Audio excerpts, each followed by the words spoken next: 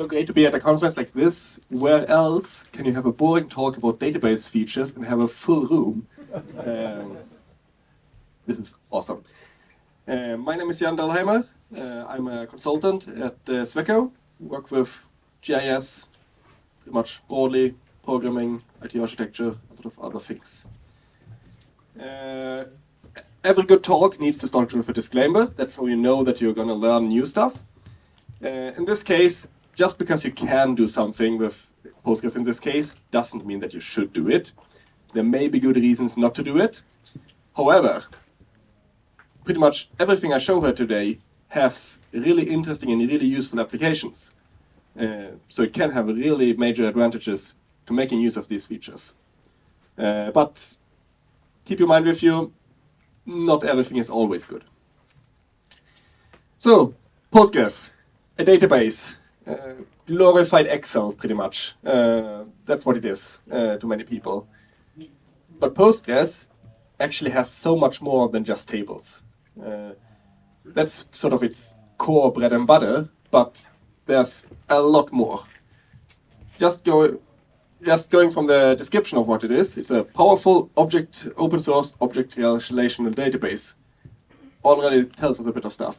But we're gonna first these are stuff I'm not really gonna talk about because that's the stuff you already know. You know it has data types, it has numbers, strings, date and times.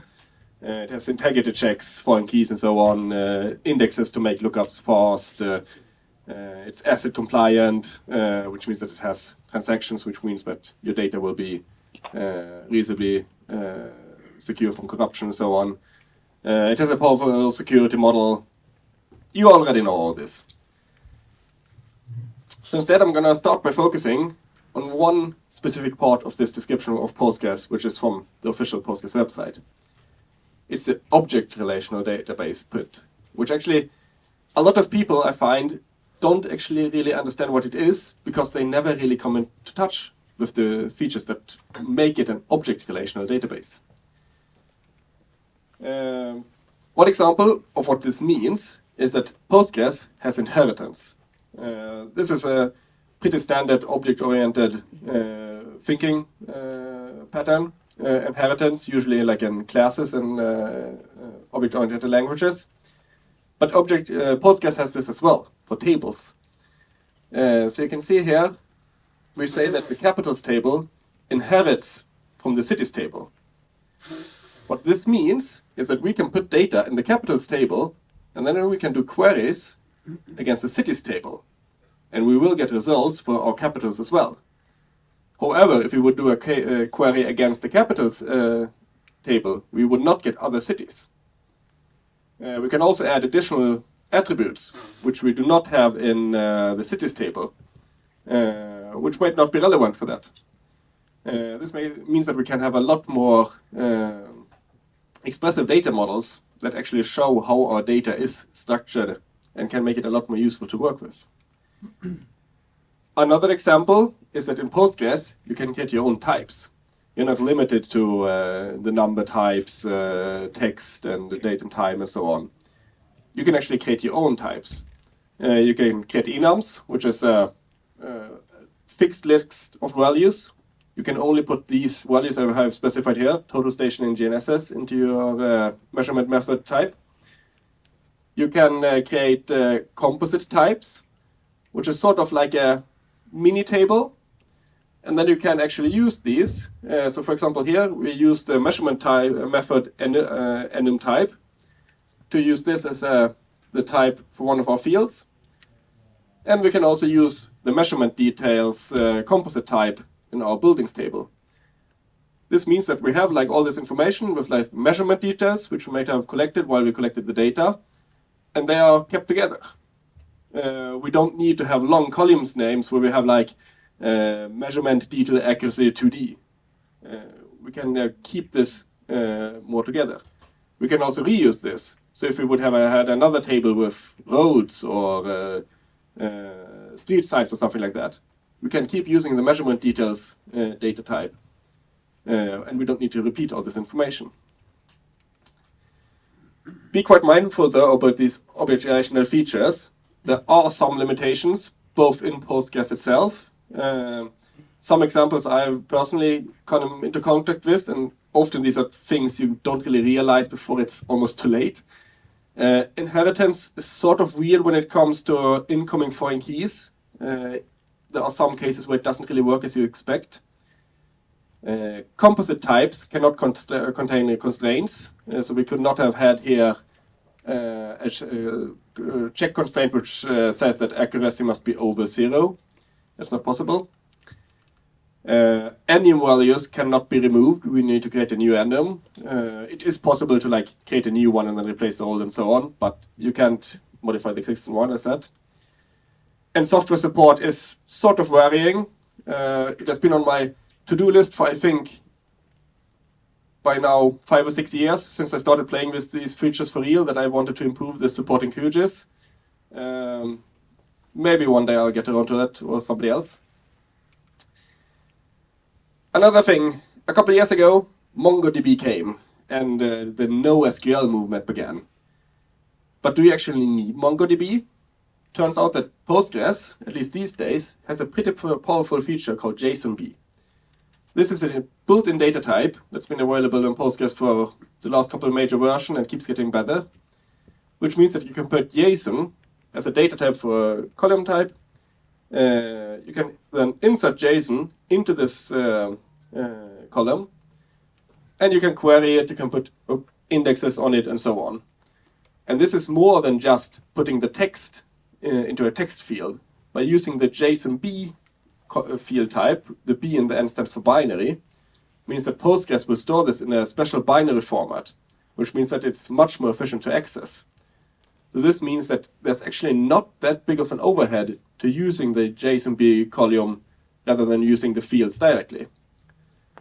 The big upside with using a document database or this kind of data structures is that it can be much more flexible. You don't need to define your full data structure ahead.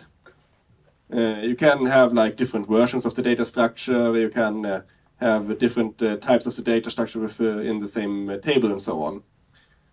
You of course need, again, to be a bit mindful, because that also means it can be harder to use the data when it can be different, but it can be very powerful in many cases. Also an interesting case, many when you talk about this, they say, yeah, but MongoDB is better because it's more performant and so on.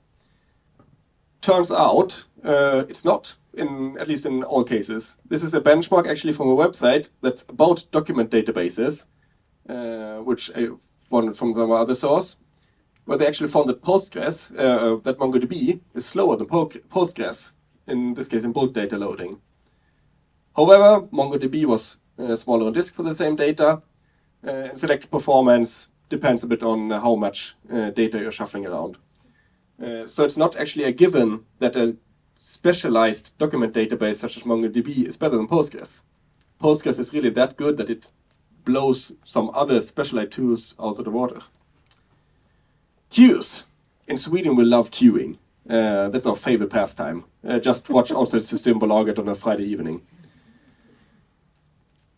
Queues in software and IT and so come in various forms. A common one are task queues, where you put tasks into a queue and then you process them. You can have one worker or multiple workers that work through this task, and it can be everything from send out a mass marketing email to generate XYZ tiles over an area, or pretty much anything else.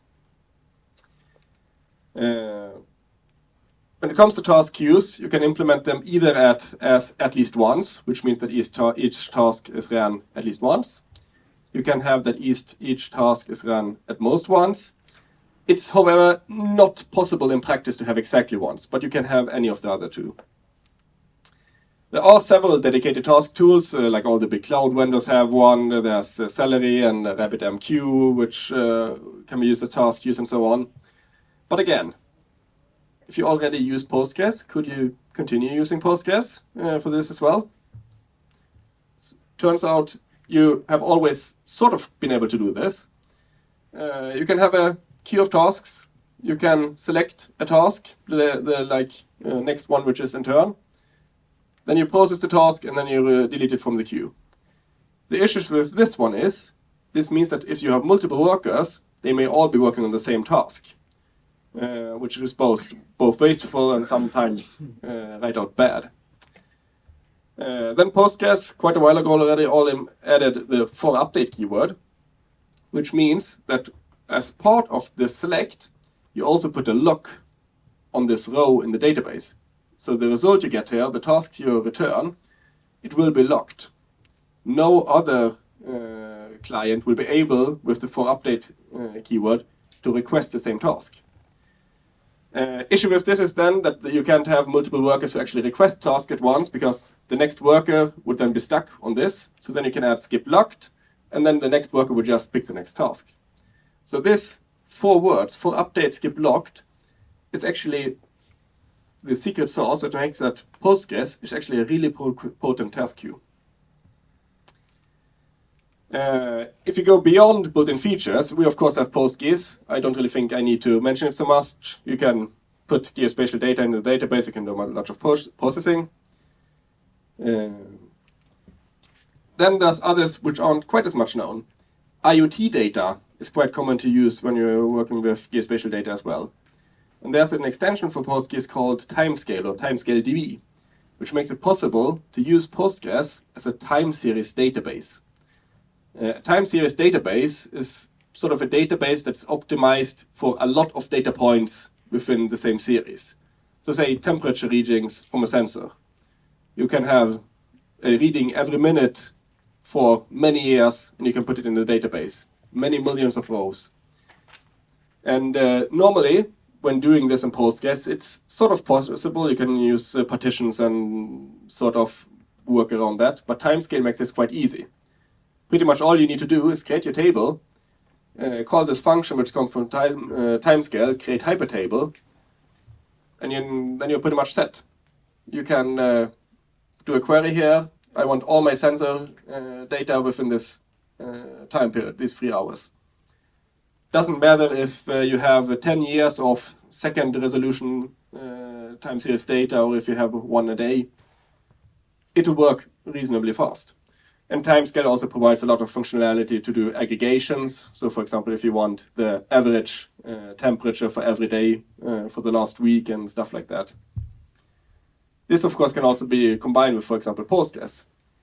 Say that you have a time series of something that moves. Maybe you have a GPS tracker on a bird, or you have GPS trackers on buses or something like that. Then you can put the coordinates with PostGIS into a table, use timescale to make it into time series table, and then suddenly you have a time series of geospatial data. Vector databases. I know you're probably sick of AI and so by now, but it's pretty much impossible not to talk about these days. A pretty central part in all or most chat-based AI systems these days are something called RAG, Retrieval Augmented Generation, where you need to retrieve documents or similar which you can base your answer on. They all work in pretty much the same way. You put all the documents you have, say all the pages in the QGIS documentation, through a large language model, and it will then give you an embedding, or also it's called a vector, which is basically just a long string of floating point numbers. Then, if you put in a search query, for example, in this case here, writing a QGIS algorithm through the same language model, generate the same embedding, you can then compare the embedding you have gotten for all the pages with the embedding for your question. And the one which is the best match is probably the page which is the best match for your question. Again, there's been an extension actually before even ChatGPT got popular for Postgres called pgvector, which gives you a vector data type where you can specify how many of these numbers you have in your string. When you're using like these large language models, it's not 6 numbers, it's in the thousands or even more. And then there are functionality for example, calculating the L1 distance, which is basically how similar are they. Suddenly you have a vector database which you can use for AI applications. And again, feel free to combine this with, for example, PostGIS or time series data. Since it's all running in Postgres, you can all use it together. And then there are the people amongst you who I feel really, really sad for. the ones who are still stuck using Oracle or SQL Server or DB2 or all this non-open source proprietary stuff, which we don't really want to use if we don't have to. PostgIS has something called foreign data wrappers. This is also one of these things that once you know about them, you can begin to think of all manner of applications, but not so many people actually do. Foreign data wrappers, they work by in PostgIS establishing a connection to your foreign database, in this case an Oracle database. This means that you can use a PostgIS query in your PostgIS database, which will then be sent to the Oracle database and return the result. You never even need to know that it is an Oracle database you're working with. The query syntax you use is exactly PostgIS syntax. It gets translated and then sent over to Oracle. This can look like this. It's a bit of setup first to establish the parameters for how we connect to the foreign server. Then we can either import all the tables or just a few. And this will then give you tables you can use just like any table you have directly in your PostgIS database, but they are still in the foreign database. It doesn't copy the data over, at least not until you do a question. But you can access it in any way you want. Foreign data wrappers, there are actually quite a few of them. You can use it to connect to other PostgIS databases. You can use it to connect to any data source that GDAL or Oracle supports, which can be quite interesting. A lot of other databases, some more weird ones, like you can use it to connect to LDAP, to a Git repository, to use SQL queries against the Git repository. Twitter, for whatever reason you want to query tweets using your PostgIS database. I honestly haven't really been able to come up with an idea why you would want to do that, but it's possible. Stripe, this one has actually found a bit of use, and I'm going to come back to that a bit later. But then maybe you want to share your data with others. You don't want to be the only one who has access to your data. Map servers, you know about some of these at least. Basically, you put them in front of your database, then others can use your data via VMS or VFS or similar. API servers, however, aren't quite as known. There are, for example, PostgIS and PostgreSQL, which do sort of the same thing as the map servers, but instead of an OGC compliant API or so, you get a REST API or GraphQL API, which is another protocol. This can look like this. If you have these tables in your database, then you, with PostgIS, automatically get a REST API where you can ask questions like this. You don't need to write a single line of API code. You just start up PostgIS and you have an API. There's actually a company called Superbase, which sort of has taken this idea of using PostgIS for everything to its extreme, where they have built basically a cloud service that's centered entirely around PostgIS. They're using PostgIS for the API, they're using it for authorization, everything. They're also using a lot of these foreign data wrappers. So for example, if you want to build a project on Superbase that somehow uses Stripe for payment, you can use the Stripe foreign data wrapper to get information, has this person paid? So if you're interested in the limits of what you can do with PostgIS, check out this company because they are doing a lot of cool stuff and pretty much all of it open source. Then I'm just gonna end out here with some ways to tie all these things together. I already mentioned that you can combine timescale DB with PostGIS to have a time series of say sensor readings at specific locations. You can then use PostgIS views, which you may or may not already be using, and say a built-in feature in QGIS. Suddenly you get plots on your maps for the temperature readings, average per day for the last 7 days on your map, based on maybe second resolution readings, minute resolution readings, doesn't really matter. Another example, again, just to get a bit of AI in, because that's pretty much everywhere these days. I'm just going to very quickly run through this. If we have a table of places where we have a point geometry and a description. And we have also added these embeddings for the description. The embeddings we can generate using OpenAI, their API. And here I'm just quickly in the end adding another thing you can do. You can write PostgIS function in, for example, Python or a lot of other languages. And then we write a function here, which takes a search text, bounding box. And this one will then pick all the places from our table that are within the bounding box. And then it will look for the ones that are most close matching to our description using the OpenAI API. And if we then put PostGIS in front of this, we get a REST API, which we can ask for a place that has nice coffee in this bounding box, and we'll get a result.